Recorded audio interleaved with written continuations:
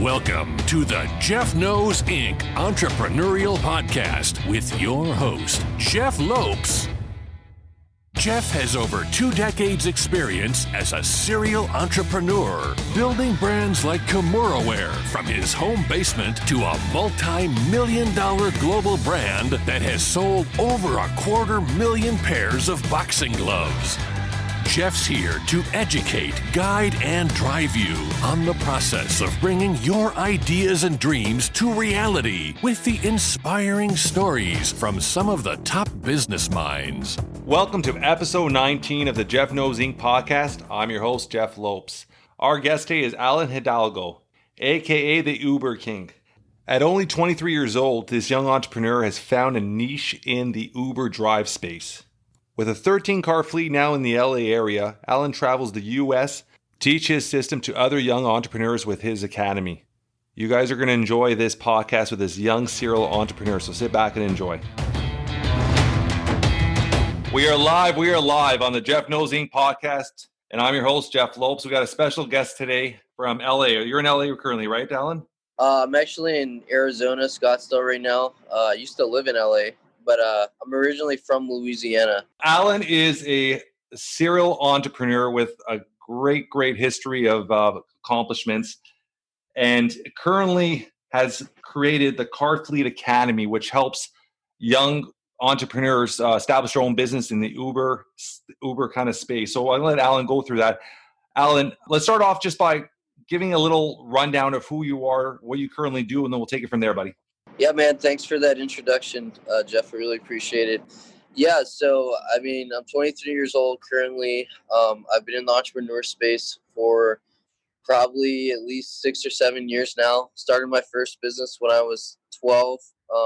It was a pet boarding business. And, now I am where I am now. I kind of got more into the digital online entrepreneur space. And right now I have an education company that teaches people how I was able to make 6 figures with Uber, with Lyft, with all the food delivery apps, leveraging those apps by basically putting drivers in cars and making a percentage of the profits.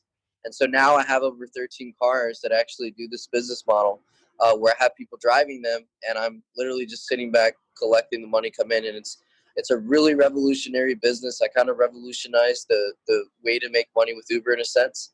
And I have a lot of people that I've helped do the same thing. So that's kind of my mission right now, is help as many people with this as they possibly can. What inspired you to start this, or where'd you get this idea, and when did it actually all begin? Yeah, so it really began when I started college. So I went to a 4-year university, only went for about 2.5 years. Whenever I was a freshman in college, I had an obsession with just figuring out ways to make money. I always was a hustler. As you said earlier, hustling, I think, is something that a lot of entrepreneurs just get when they're younger, and that kind of develops into them creating big companies one day. So whenever I was, I think I was a freshman or sophomore in college, I was trying to find a way to make money without having to go and be like a bartender or having to go and be like a waiter. And so I started driving Uber. As crazy as it sounds, I literally just rolled up my sleeves and started driving Uber. I had a used car that was a good fit for Uber. And I started driving around my college campus in my city. The first few weeks, it was me just kind of learning how to do it. And then after, I would say 2 or 3 months, I really perfected the science to Uber. And I started making anywhere from, on the low end, $200 a day profit, on the high end, $500-$600 a day profit. Just doing areas in my city when there was big events, big games. But then I realized I can't really do this long term. This isn't a good business model for me because I'm literally trading my time for money. The only way I make money is if I drive a car. So then I started thinking, what if I could find someone else to drive for me, and then I just split a percent of it with them. So that's exactly what I did. I found a college buddy who was in a lot of student loan debt. He didn't have good grades at the time. He couldn't find a stable job. He didn't even have a car, but he lived on campus. And I basically told him, his name was Chris. I told Chris, I was like, what if you take my car, you do exactly what I did, and you'll have a car, and you can make money. And I didn't really need the car because I was living on campus, and it was just parked in a garage most of the time. So it was a good opportunity. It was a win-win. So he went and took my car. I taught him everything I did. Eventually, not right away, but eventually he started making the same numbers I did. So I was literally sitting in my dorm making 200, $300 a day, not doing any of the work with someone else driving my car. And that kind of is what sparked the idea, honestly. I decided, I said, well, this is cool. I'm making a few hundred, like $200-$300 a day, but I want to make more money. Obviously, the ambitious side of me wants to make more money. So then I said, hey, what if I could do this with a third car, a fourth car, a fifth car, sixth car, and then eventually, 10 cars and above. And I basically figured out a way to do that efficiently with drivers in my city, not with people I knew, and basically scale up like that. And so that's really how it all started. And I honestly think it's the best business model that's out there, because you don't have to do marketing. You don't have to do advertising. Uber and Lyft and the food delivery apps send you all the customers. Literally all you're doing is fulfilling orders for $1 billion company that already has millions of users active every single day. So your academy, you started this academy now. The academy is essentially teaching your model to other individuals. Like, do you actually offer a course? Like, how does this all work? Yeah, so earlier you mentioned it. Car Fleet Academy was the original name of the company, and it's been the name of the company since last year. I just recently changed it, I would say a month or two ago. It's now Cash Flow Cars Academy. The reason I changed it is because a lot of people, when they would hear the word Car Fleet Academy, they never knew what a car fleet was, and I always had to explain it to them that basically it's when you own a bunch of cars and it now is your fleet and it's cars and they're making you money. So now it's Cash Flow Cars Academy. And basically what that is just teaching people ways how they can take cars and turn them into daily ATMs, and literally take used cars that are only worth a few $1,000s and turn them into money-making machines. A lot of people say that real estate becomes appreciating. Well, if you are familiar with Rich Dad Poor Dad, Robert Kiyosaki says that a house is a liability unless it's making you cash flow, and then it becomes an asset. So I took the same concept with cars. Most people that buy cars are buying depreciating assets, but when you take a car, and the right type of car, and a specific type of car, and you turn it into a business and turn it into an ATM, it now is an appreciating asset. So I now teach this. I have over 168 students. I have students in all over the United States, 50 plus cities, Canada, Australia, Europe, a few in Asia, and then all over Latin America right now doing this. And yeah, it is a course. It's, to me, the best business model that anyone can do. If you've ever tried Forex, drop shipping, e-commerce, any of those business models, I tried all those things and barely had any success with them. And this was the one thing that I got that was a very stable business that I feel like anyone can really have success with. You don't have to have skills. You don't have to spend money on marketing. And so, yeah, I offer it now as a course right now. I'll give all the info at the end of our podcast on the show notes, where you can get a hold of Alan and info on this academy if you have interest. Alan, Awesome. what was your first dip into being an entrepreneur? Like, what age? What was your first business? I've kind of had a little bio on you, so I went through a couple of your companies, but what was the first dip into an entrepreneurial journey? Yeah, okay, so it's kind of funny. So whenever I was 12 years old, that probably was the first time when I actually had my own business or had some sort of entrepreneurial, gene in me. So I didn't grow up with, wealthy parents. They were low middle class. They were both, working regular 9-to-5 jobs. And so I didn't really have any entrepreneurs around me directly that I was around or grew up around. So I didn't have that in me. I don't know really where it came from. I really honestly think it came from just wanting to make money in a sense, and just not having to follow rules and follow a boss, because I was a really rebellious kid. I was diagnosed with ADHD when I was 6 years old, and I was super hyperactive, and I was super talkative and rebellious. A lot of times got in trouble in school. Always had good grades, but I got in trouble a lot. So whenever I was 12 years old, I don't know what toy it was in particular, but I wanted this toy that was like the newest toy that all my friends, all my other guy friends at school had. And my parents just didn't buy it for me. And they just told me that they couldn't afford to buy it. And that if I wanted something, I would have to work for it, and I would have to find a way to go and make money. So like my dad gave me ideas like mowing lawns and things like that. Obviously I couldn't work a job because in the US you have to be at least 15, 16 because of labor laws. So I had to get creative basically in a sense and think, damn, if I really want this toy, I have to find a way to make money. So basically what happened was one of my mom's friends, her name was Miss Nancy. She had two dogs, and she needed them to basically be cared for and watched every other week, because she worked a travel nurse job where she had to leave her animals behind every so often. So then she asked me, she was like, hey, can you watch these dogs for me? I'll pay you, I think it was $50 a day per animal to watch them. So she had two dogs, and she would let me watch them 3 days every other 2 weeks. It was Friday, Saturday, Sunday. So I would watch the dogs every other week. And then I thought, damn, at the time, making $50 a day as a kid was incredible. Like, It's great. Yeah, it's great money. no one has done that. So then I was like, okay, what if I could do this with more people? And a lot of my business models started like that. They were almost accidental. They were always something that I'd made money myself with and then thought about scaling and getting bigger. So then eventually I started marketing the business, got business cards, got posters, put them all over my city. And crazy as it sounds, I went from being a nobody kid just watching dogs in my parents' garage to literally being the number one pet boarding business in the whole metro area that I grew up in. And I did it with SEO. So I learned how to do SEO on Google, and I was able to quickly rank my business. And all of a sudden, I started getting flooded with calls. I think in one summer, that summer that I started it, I probably made like $20,000. Okay.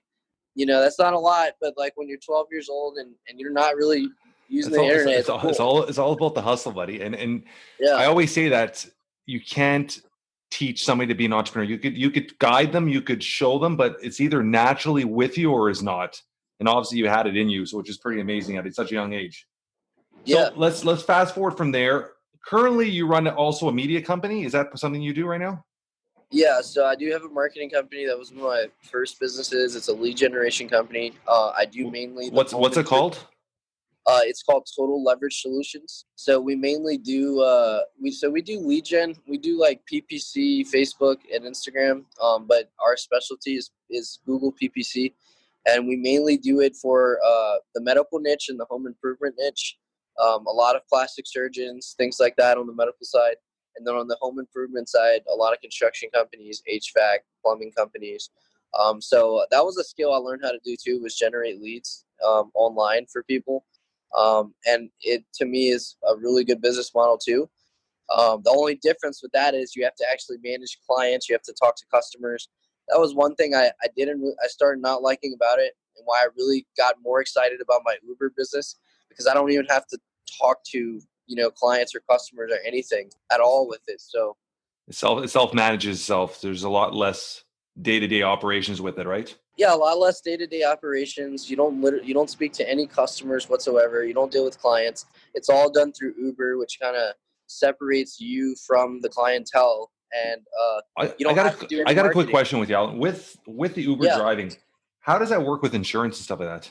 Is that something that you get questions on? All the time, yeah. Okay. So that's one of the most frequently asked questions. I actually have a webinar where I go over part of that in the webinar. So whatever. I don't want to reveal too much of the secret away, of course, because it is part of my course. But essentially, what I'm doing is I'm actually setting it up where the policy that I'm partnering with the insurance company that I work with puts my drivers as so I own the policies, okay, and I teach my students how to do this. I own the policies. They're a certain type of policy. And basically, I'm able to put anyone that I hire as a driver on that policy, under that policy, without me being on the policy as the actual driver of the car. So it doesn't go based on me or my information. It goes based on my driver. I usually hire drivers, obviously, that have very clean driving records, and they're a certain age. So it keeps the driving insurance rates really low. And the way I have it set up is if one of my drivers ever runs into any issues, it will affect the driver's insurance, not mine, and I can drop them. Now, the cool thing about my business is Uber covers up to $1 million in general liability insurance for every single ride. So anytime a driver is riding a passenger, Uber's coming up to $1 million in insurance policy for that ride. They do that with every ride. Same thing with Airbnb. Airbnb covers up to $1 million in property insurance for every state too. So it's a very similar ideas. So whether it's the driver's fault or it's someone else on the road's fault, that's actually covered by Uber. But you do have to have an insurance policy, and I teach my students how to do that with keeping their liability super, super low and as low as they possibly can. You have 13 cars right now. Do you plan to keep extending this into different cities or this model, or you just want at this point teach the system to others? Yeah, it's a great question. So I do have an offer. I've had an offer for someone to buy it, and I probably am going to sell it because it's almost an offer I really can't refuse. And I have the assets, and I could recreate it. I'm kind of rethinking that right now, where I'm going to go next. But I definitely have been passionate about showing people, because I can only do this. I'm only one person. I actually have students right now that have went through my course that have paid me to join a partnership with them. So I do offer that too. So I have students in other cities that are starting their own fleet. They're starting the business, investing the time and everything. And then they say, hey, Alan, I'd like to have you in the business. They'll pay me to be in the business, and I also get a percentage of their earnings. So I do have this kind of growing in a sense too, where so almost like a small franchise in a way. Yeah. So it's almost like basically like a franchise, and people are franchising it out now. I do have people doing that now. I also have a done for you program. That's a higher ticket program. I've had 10 people buy this, where basically if they don't want to go through the course or have me as a partner, my company, Cashflow Cars, can actually set up the business for them in a week. And they don't have to do anything, and then they just take over the business turnkey. So I'm just more passionate, and I see a bigger vision in expanding that way than just locally in the market that I have my cars in. But I can also expand with my students now in other markets a lot easier without having to be there. So, yeah. I mean, but I'm very passionate, honestly, Jeff, about showing people this, just because I know the more people I help in the wealth or the more value I bring to the marketplace, the more I'm going to be compensated. And it's one thing to have people driving cars, which is employing a lot of people and does provide value. And it's also another thing to help people all over the world learn this business model so that they can make money and provide a good income for their family. I feel like in the long run, I'll be compensated better for that. Yeah, it's an old saying, either give somebody a fish or teach them how to fish, right? Yeah, dude. And honestly, like, if I'm being 100% honest, like, I was pretty selfish in the beginning. When I first figured out this business, I didn't want anyone to know about it, okay? I was like, I'm going to keep this to myself. I'm making money. No one really knows about this. And then I had two friends, actually, that started seeing me travel all over social media, and they were like, they were two different friends, but they were asking me, like, how are you doing this, dude? How are you always in different countries? I visited 21 countries in less than 2 years. Okay, so they're asking me how I'm doing this, and I told them about that the Uber business is really the main way I'm funding a lot of things. And they asked me if I could show them how to do it in their city. And at first I was like, no, I really don't want anyone to know. But then I thought, I bought so many courses. I went into debt for courses, tried all the different business models, failed. And I knew what it was truly like to not have success with e-commerce, dropshipping, trading, or none of those things. And I thought, well, what if I could offer something that's different, that people will actually have a very high chance of succeeding with? So I taught them how to do it in their cities. Long story short, they paid me for it. And within a few weeks, they were running the same model in my city. And one of those friends told me, Alan, why you don't make a program on this? You know how many people you could help and how much money you could make helping people learn how to do something alternative to all the other get-rich businesses that are online? And that's how it all started, honestly. I find with businesses, the best business, I should say, always start with a need, first off, and then obviously it has to have a person with a passion behind it, right? Which obviously you have the passion and you have the entrepreneurial push and drive to make it happen. So no idea is going to work if somebody doesn't have the passion and drive to push it, right? You ran a sneaker online e-commerce business. Correct. Are you totally out of that, or are you still part of that? No, I'm totally out of that. So we actually sold some of the company and then dissolved it. I had that company with a lot of famous athletes in the United States. Odell Beckham, he's somebody I had involved in the business. Gary Vee was on our advisory board, actually, so I was able to get closer to him.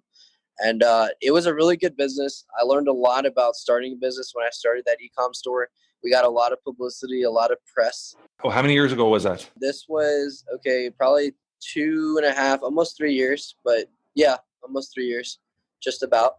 So it was a strict e-commerce selling other brands, I'm assuming, right? So basically what it was it was an e-commerce store. I ran it through Shopify, and I had relationships with Nike, with Adidas, with all the designer sneaker brands like Gucci, Giuseppe, Louis Vuitton, all those companies, Barney's New York.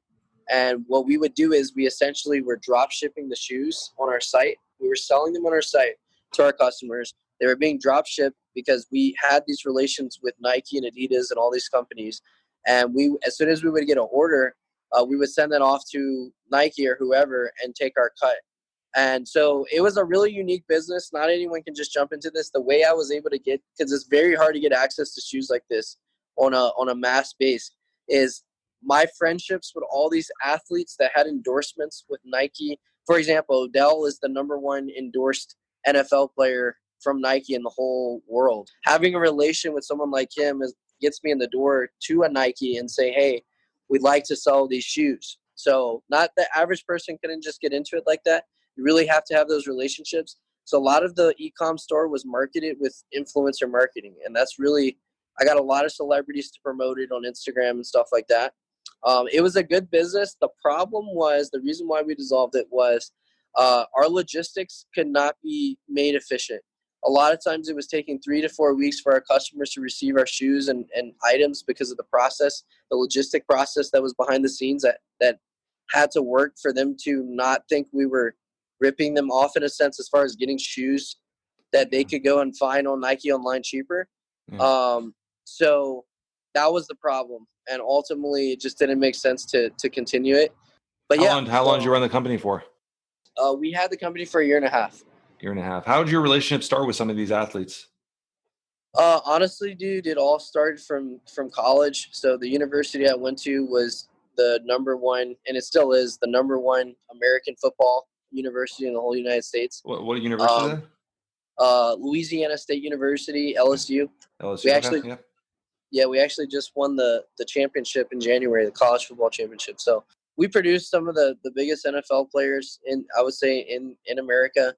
And just whenever I was in college, I networked a lot. I went to parties. I was very social. Ended up getting friends with a lot of these guys. And that ended up leading to relationships with other celebrities at parties and stuff because they know those guys. And that's just how it all kind of started, dude. Like it almost was accidental too. Like I wasn't looking for it. It just kind of found me in a sense. And I got really good at socializing and networking and bringing value to people of high status. And that's eventually how I got in the door with a lot of celebrity entrepreneurs too, like Gary Vee, for example. I was able to help him meet athletes for his sports agency, VaynerMedia, and introduce him to people who he could sign. And that brought, I guess, value to him from me in a sense, where it was more like he was interested in hanging out with me or meeting me versus me begging for his time. So I learned how to do that with high status people, how to basically bring value to high status people so that you can basically get your foot in the door in a more authentic, casual way with someone of high status. You're 23 right now. Where do you see yourself, say 7 years from now in your 30s? Married, kids, entrepreneur, single? Where do you see yourself? Yeah, I definitely think I'll be married. I'm in a serious relationship with my girlfriend now, and we pretty much are an amazing match. And she's also an entrepreneur. She runs an Airbnb company. So we actually make jokes that I'm the king of Uber and she's the queen of Airbnb. So because that's what she does. But yeah, I see myself married. I definitely see myself worth north of $50 million or more. I do plan on doing 8 figures in the next 2 years. And eventually I want to have a 9-figure company in my 30s probably. I'll probably get more off of the education side of the space and start dabbling more into starting like a long-term startup of some sort, like tech or software, because I do like tech and software. And dude, honestly, I just see myself traveling and giving back to the community. I like charity. I'm Christian, so I'm involved in church and stuff like that. And just, building a family of my own. So you're currently in Arizona living right now? So I'm not living here right now. I'm going to relocate here more than likely. I'm actually here just shooting content for my program and some of the ads and stuff like that. I'm at a penthouse right now that we rented. It's pretty nice. So I do things like this all the time, man, and that's really what I live for. I just like being able to have a business where I know that I can run it from anywhere in the world. I can stay in nice places, socialize, do things with friends and family and the people that I love and care about. And actually, let's get into that. How supportive were your parents, knowing that you went to obviously university? You said you only completed your second year, and you decided to become an entrepreneur from there on, or continue your passion. How was their reaction to that? I'm a strong believer that education doesn't make an entrepreneur at all. Like, either you got or you don't. And I started my first company. We talked about this before we started, quite young. And at 18, I've been 24 years pure entrepreneur on my own. I've always been hustling, going on my own. And I always believe that if you're going to dedicate 6 years to university or college, most people are just putting themselves in debt. And when you're done, you end up spending the next 10 years paying off that debt, and you're working for somebody else. So I love the hustle of doing it on your own. So how did your parents react when you decided that, listen, I'm only going to finish my second year and continue as an entrepreneur? Yeah, good question. So, and just going off of what you said, I do think that there's different type of entrepreneurs. So there are some entrepreneurs that are the born ones. I think I'm one of those, and I think those are the best. They have the easiest time. I do think there's entrepreneurs that really aren't born, but they're able to somehow manage it somehow with a lot of coaching and studying and stuff like that. But for me, it was more instinct. So I would say, and I noticed patterns too about entrepreneurs. Like, entrepreneur people tend to be more aggressive. Typically, they're not as passive people. But you have different entrepreneurs. Like, look at Mark Zuckerberg. He's an introvert. He has Asperger, and he's not the guy that's probably too aggressive, but he still runs, $1 billion company. And then you got guys like Donald Trump who are very aggressive, and they run $1 billion companies. So it's funny how within the entrepreneur space, there's so many personalities and behavior patterns that you see. For me, dude, so my story is my dad, he's blue collar. He worked labor his whole life, construction, welding, things like that. He didn't have a college degree. He basically dropped out of high school. Now he worked 9 to 5 his whole life. He worked out in the heat in petroleum plants and stuff like that. So that's his background. He grew up kind of poor. My mom is kind of the opposite. My mom grew up wealthier. She's actually from another country, from Costa Rica. She's like the education person in the family, and she has like her master's degree and everything. So it's a weird combination. She's actually a middle school teacher right now. So I have a blue collar dad who doesn't even have barely a high school education. And then I had a mom who has a master's degree and is a school teacher. So obviously my mom was the one always pushing me with college and stuff like that. And at one time I was fine with going to college. I actually thought it was going to be cool and fun. I didn't see college as a negative thing when I first got into it. I had good grades in high school, so 80% of my tuition was covered, and I had to get loans and stuff for the other percentage. But that's a pretty decent scholarship. Yeah. So where I went to a public university, and I had decent grades, so it was easy to get things covered. But when my grades started failing sophomore year, it was because I put all my focus on my business. Then I lost the scholarship. So it was either stay in school and go get a lot of student loan debt since I lost the scholarship, or leave school. And I was making more money than my professors whenever I had left college. So I just didn't see the point. But when I first left, they weren't that supportive, I would say. My mom especially was the one that didn't like it at all. She kind of saw me always having this vision as this educated person, super educated. I was going to go and get a law degree and stuff. My dad didn't like it either because he didn't want me in the same lifestyle he had. So yeah, of course. It wasn't that my dad was a college person. Actually, my dad actually told me like he hates college and he never could be in college because my dad didn't have good grades at all. So he never could be in a college environment, but he didn't want me in his environment. So that was why he wanted me to go to college. It wasn't because he was this guy who was so into college. He actually hated it. My mom loves college though. So it was a weird combination. But eventually when they saw the results I was getting and stuff, then they became a lot more open-minded. Supportive. It's always like that. That's the story for most entrepreneurs, right? Speaking about your mom now, Costa Rica. So you're a dual citizenship. You have a dual citizenship in Costa Rica. You Yeah. you currently run a small business there? Or you have something open there? So I have some rental income properties there that I B&B out right now Okay. that on Airbnb. So it's not a company; it's just some properties that Yeah. that we have. So it's that like we vacation rentals? Yeah, exactly. Yeah. Okay. Very good. How long have you been running that for?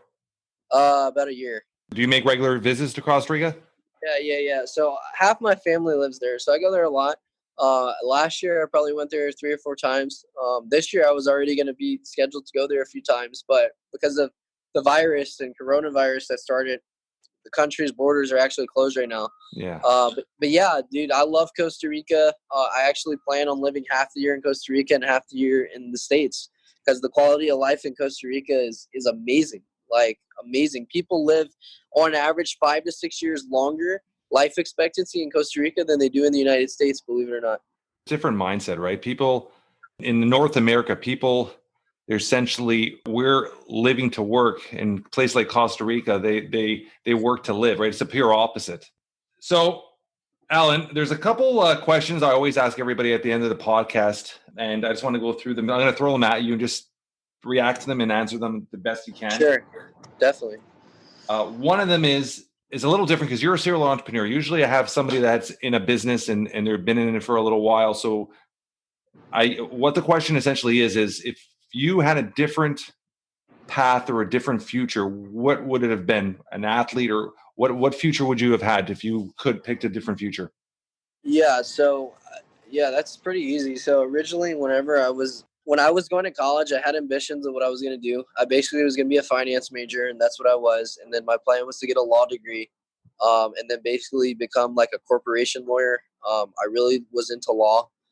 So I wanted to basically become a lawyer that would be the lawyer for huge billion-dollar companies like Facebook, like Shell, any of the big companies, because I thought that was my way to get rich. I was like, okay, if I'm going to be a 9 to 5er, I better be in something that's lucrative, and I better be in something where I can make a lot more money than the average person. So I saw being a lawyer as that.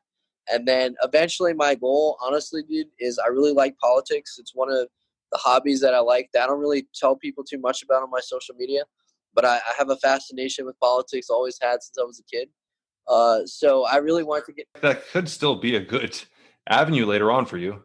Yeah, I still want to pursue politics. That's basically what my plan was, to become a lawyer, and then I wanted to run and become a U.S. senator one day. I have plans of running for president of Costa Rica in my 40s, so that'll probably be what I'm doing in my 40s.